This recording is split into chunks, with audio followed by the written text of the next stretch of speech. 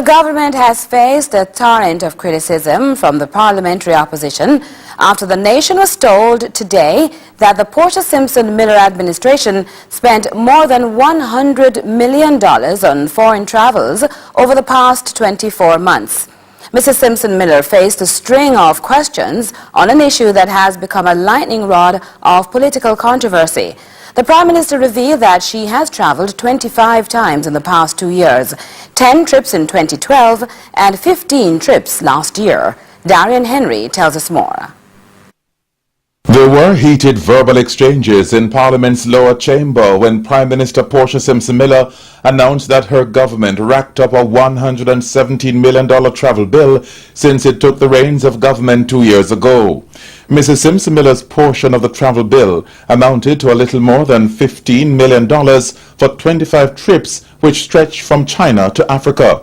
The Prime Minister said the Ethiopian trip was important because, aside from the economic objectives, it struck an ancestral chord. When I went there and met with the African presidents in bilaterals, all indicated that when we are visiting our minister, we were to take private sector members from the private sector community, that we could discuss trade and other things. That's a very large block, you know, Mr. Speaker. If we should ever engage in trade with the continent of Africa, and I am being questioned for attending the African Union, shame. But the parliamentary opposition found no comfort in the Prime Minister's answers, insisting Parliament deserved better answers from the head of government. I come from a generation that is liberated. Slavery is 350 years, 150 since free.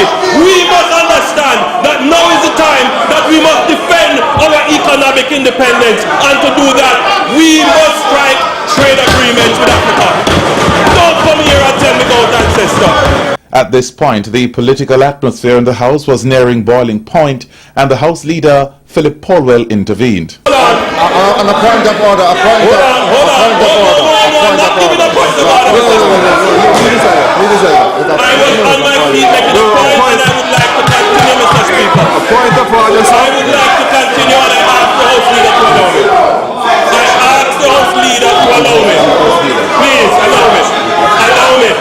Allow me, House Leader. Let me finish my point. I want to finish the point. Thank you. Mr. Speaker.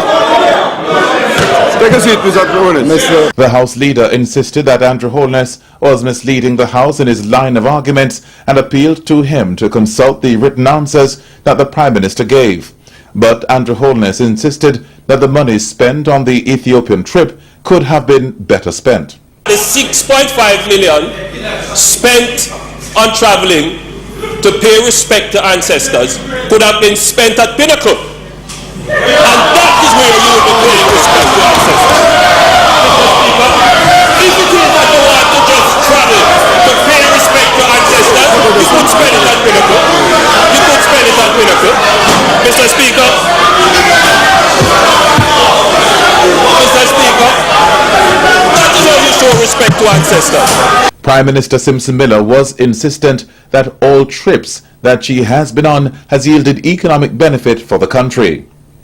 If I was to accept all the invitations, I would never spend any time in Jamaica. I just want to make it quite clear. And it's not my problem if others are not invited and I am invited. I only attend those where I know. And when it is discussed at cabinet, it is said it is important to go to this. Can you imagine a head invite you and you send a minister? You think the minister would see the head? The head would see that minister? Come on. Come on. Come on. Darian Henry, CVM News. And we will have a bit more for you out of Gordon House later on. But for now, we go to this report.